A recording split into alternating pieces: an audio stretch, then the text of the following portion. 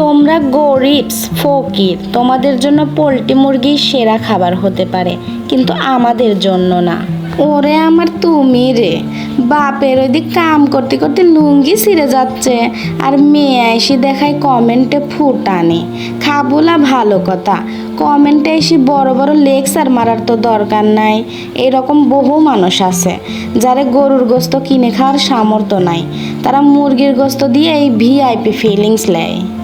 মাসের প্রথমে দাওয়াত দিয়ে ঈদ খায়ে এই মাসে সেই রকম আয়েশ করে বাজার করাই হয় নাই, তাই ঈদের মধ্যে একটা মুরগি আনিছিলাম, যেটির সলিড গোস্ত আবার খাইয়ে ফেলেছি রাইতে।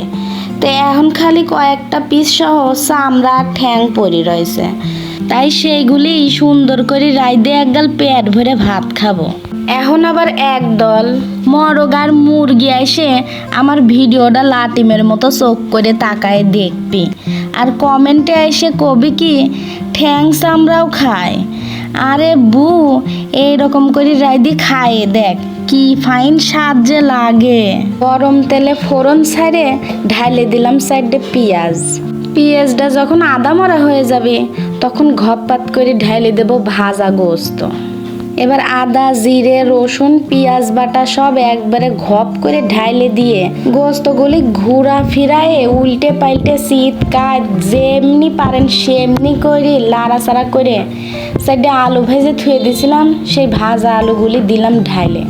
এবার মশলা বাটা বাটিত মশলা একটু লাগিয়েছিলে, তো মশলাটুকে নষ্ট করব সেজন্য সেই মশলার বাটি ধুয়ে একটু পানি ঢেলে দিলাম।